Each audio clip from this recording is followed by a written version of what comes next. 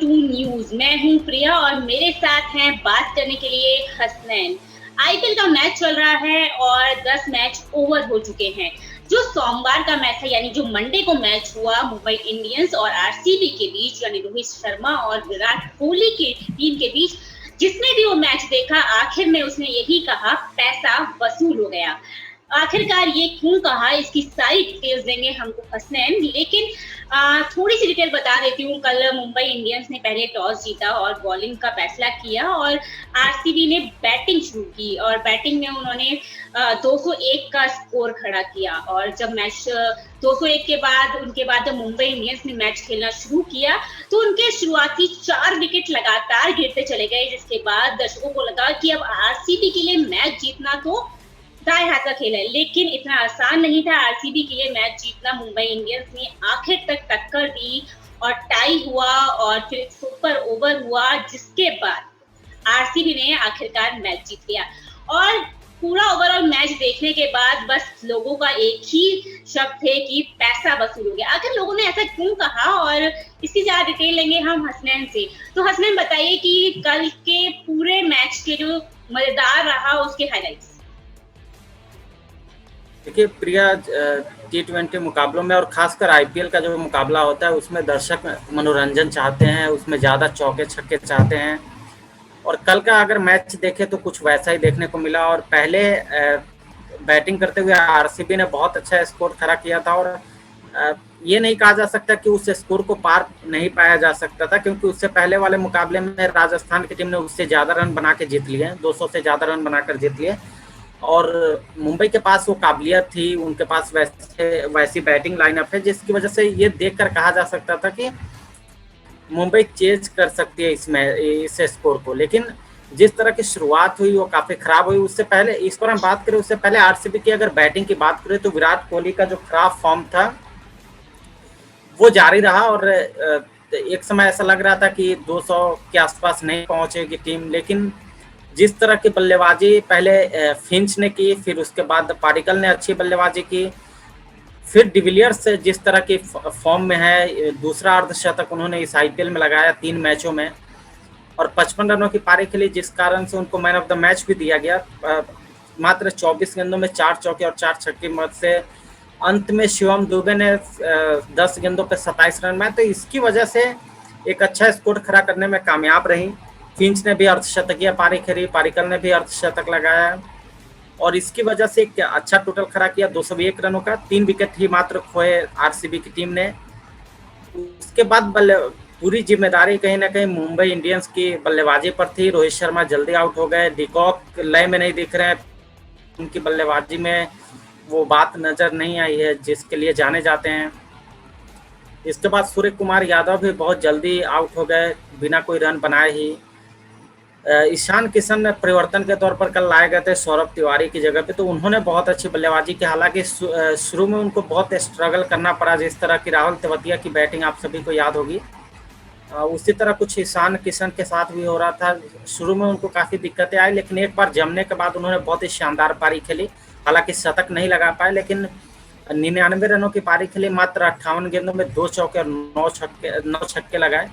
फिर हार्दिक पांड्या ने भी ज़्यादा देर मैदान पर नहीं रह पाए, 15 रन बनाए। लेकिन किरण पोलार्ड जो उन्होंने सीपीएल में अपने प्रदर्शन से सबको एक बार प्रभावित किया था और जिस तरह की बल्लेबाजी उन्होंने सीपीएल में की थी, उसके बाद यहाँ आईपीएल में भी उसी तरह की बल्लेबाजी देखने को मिली उनकी। और उन्होंने ही बहुत ही शानदार बल्लेबाजी करते हुए मैच को टाई कराने में किरण पोलार्ड का बहुत बड़ा हाथ कहा जाएगा कि वो अंतिम गेंद पे 4 रनों की 5 रनों की दरकार थी जीत के लिए, 4 रनों की दरकार थी टाई के लिए, और उन्होंने चौका लगाया था ईसुरु उडाना को।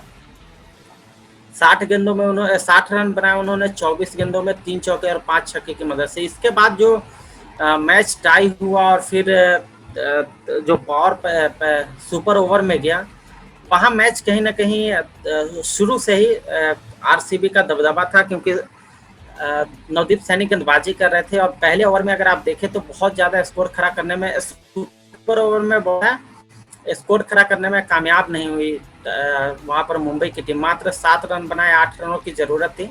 और जिस तरह आरसीबी की बल्लेबाजी है उसको देखते हुए ऐसा लग रहा था कि जीत जाएगी आराम से।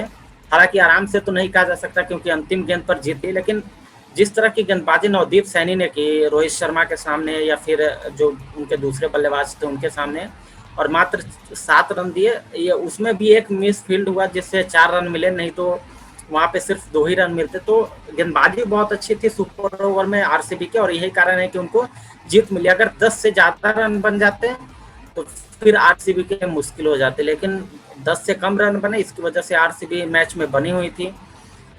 सबको उम्मीद थी कि जसप्रीत बुमराह ही मुंबई की तरफ से सुपर ओवर करेंगे, वैसा ही हुआ। उन्होंने बहुत अच्छी गेंदबाजी की, कोई भी मौका नहीं दे रहे थे बल्लेबाजों को, लेकिन किसी तरह आरसीबी के जो बल्लेबाज थे वी डिविलियर्स और विराट कोहली, ऐसा लग रहा था कि अगर मैदान पर होंगे तो किसी न किसी तरह उस 7 रनों के स्कोर को पार कर पाएंगे, और वैसा ही हुआ। और एक अच्छा मैच देखने को मिला आईपीएल में। ये दूसरा मैच, बहुत कम मैचों में दूसरा मैच देखने को मिला कि ये 10 मैचों में से 2 मैच सुपर ओवर में गया। तो इस तरह के अभी और कई मैच आने वाले आईपीएल में आपको देखने को मिलेंगे।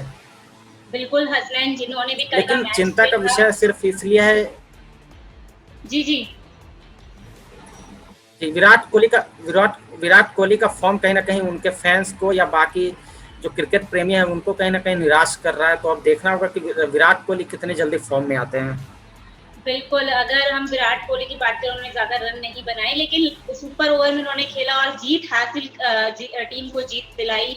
शायद जो उनके फैंस हैं उनके लिए इसी से संतुष्ट होना पड़ेगा।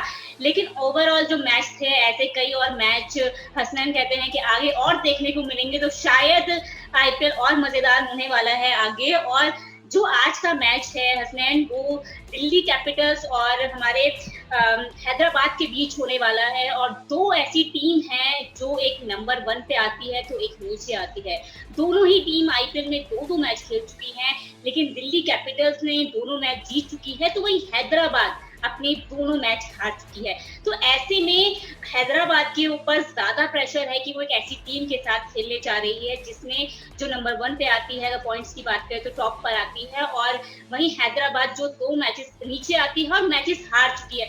तो क्या हसनैन, हैदराबाद कुछ चेंजेस करेगी, और कितना प्रेशर आपको नजर आता है हैदराबाद टीम पे दिल्ली कैपिटल को लेकर कि वो दोनों मैच जीत चुकी है आईपीएल में, जितने भी उसने मैच खेले हैं, तो 2 मैच खेले हैं और जीत चुकी है, उसकी टीम को परफॉर्मेंस उसकी कहीं ना कहीं अच्छी रही है। तो हैदराबाद पे क्या प्रेशर होगा और क्या वो टीम के अंदर चेंजेस करेगी? देखिए, हैदराबाद पे प्रेशर तो होगा, क्योंकि अगर लगातार 3 मैच हार जाते हैं तो फिर उनका प्लेऑफ में पहुंचना और मुश्किल होता चला जाएगा। क्योंकि जैसे जैसे क्रिकेट आईपीएल का मैच ज़्यादा, वैसे वैसे सभी टीमें अच्छी रफ्तार में आ जाएगी, अच्छी लय में आ जाएगी, और फिर वहां से मैच जीतना और मुश्किल हो जाएगा। तो इसलिए हैदराबाद कम से कम इस मैच को जीत कर अपना खाता खोलना चाहेगी आईपीएल में जीत का। लेकिन दिल्ली कैपिटल्स ने जिस तरह से बल्लेबाजी और जिस तरह से गेंदबाजी की है इस आईपीएल में अभी तक के मैचों में, उसके हिसाब से अगर देखें तो इतना आसान नहीं होगा हैदराबाद के लिए। लेकिन हैदराबाद के पास अच्छी बल्लेबाजी भी है, अच्छी गेंदबाजी भी है, बस उनका थोड़ा सा प्रॉब्लम है मिडिल ऑर्डर, मध्य क्रम में उनके पास कुछ अच्छे बल्लेबाज नहीं है। देखना होगा कि आज क्या परिवर्तन करते हैं, लेकिन मुझे लगता है कि केन विलियमसन को लाना चाहिए। लेकिन केन विलियमसन को लाने के लिए आपको राशिद खान या मोहम्मद नबी को बाहर बैठाना होगा, तो उसके लिए ऑप्शन बहुत लिमिटेड है उनके पास किसी विदेशी या अच्छे खिलाड़ी को लाने के लिए। अगर हम बात करें भारतीय खिलाड़ियों में, तो मुझे लगता है डेविड वार्नर तो होंगे ही, जॉनी बैरिस्टो होंगे, मनीष पांडे खेलेंगे, प्रियम गर्ग भी खेल सकते हैं आज का मैच। हालांकि परिवर्तन भी देखने को मिल सकता है इनकी जगह पे, क्योंकि बहुत अच्छा खेल नहीं पाए अभी तक के।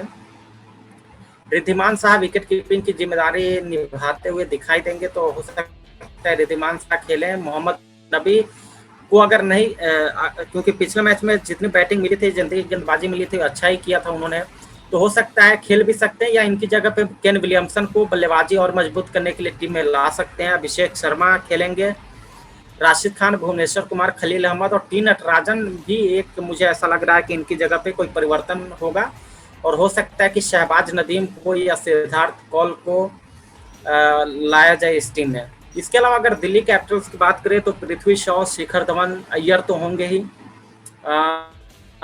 सिमरन हेटमायर भी हो सकते हैं, ऋषभ पंत होंगे, स्टोइनिस होंगे, अक्षर पटेल, अमित मिश्रा, रबाडा, नॉर्जे और आवेश खान। तो मुझे लगता है कि दिल्ली कैपिटल्स की टीम में बहुत ज़्यादा परिवर्तन देखने को नहीं मिलेंगे। अगर मिलेंगे भी तो मुश्किल से 1 या 2 परिवर्तन देखने को मिल सकते हैं। लेकिन हैदराबाद की बात करें तो मुझे लगता है कि वहाँ पर 2 ऐसे परिवर्तन हैं जो हो सकते हैं।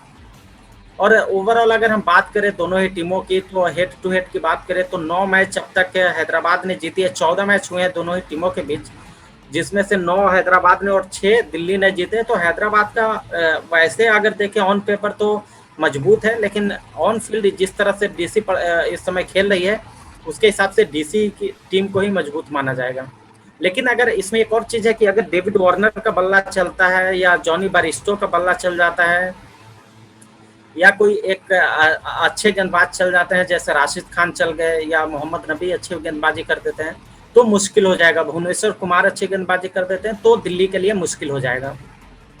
अगर हसनैन की बात माने तो उनका कहना है कि पहले अगर हैदराबाद का स्कोर लास्ट आईपीएल में अच्छा रहा है और दिल्ली कैपिटल्स कहीं ना कहीं हैदराबाद से हारती रही है, लेकिन इस बार हैदराबाद पे ज्यादा प्रेशर है क्योंकि शुरू से हैदराबाद की परफॉर्मेंस बहुत डाउन रही है और वो हर मैच हारती रही है। वहीं दिल्ली कैपिटल्स की टीम की परफॉर्मेंस बहुत अच्छी है। तो क्या लगता है हसनैन कि आज कौन जीत सकता है? अगर आप एक अंदाजा लगा पाए कि कौन क्या कहते हैं दिल्ली कैपिटल्स या हैदराबाद में से कौन सी टीम जीत सकती है?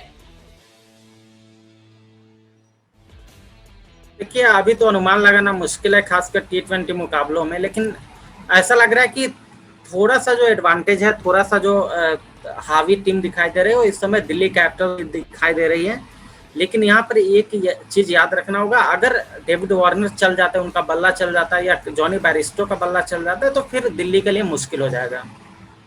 देखिए ऐसा है, दिल्ली के लिए भी मुश्किल है और पल्ला तो जरूर भारी है, लेकिन अगर हैदराबाद के कुछ क्रिकेटर्स का बल्ला चल गया तो दिल्ली के लिए मुश्किल आ सकती है। तो ये बड़ा मजेदार, कल की तरह आज का मैच भी बड़ा ही दिलचस्प होने वाला है दिल्ली कैपिटल्स और हैदराबाद के बीच। और इसकी जानकारी हम आपको देंगे कल के एपिसोड में, जहां हम आपसे बात करेंगे। और तब तक के लिए इस एपिसोड में इतना ही। और बाकी क्रिकेट से जुड़ी खबरों के लिए या देश और दुनिया की खबरों के लिए हमसे जुड़े रहिए और हमारे चैनल को सब्सक्राइब करना ना भूलिए।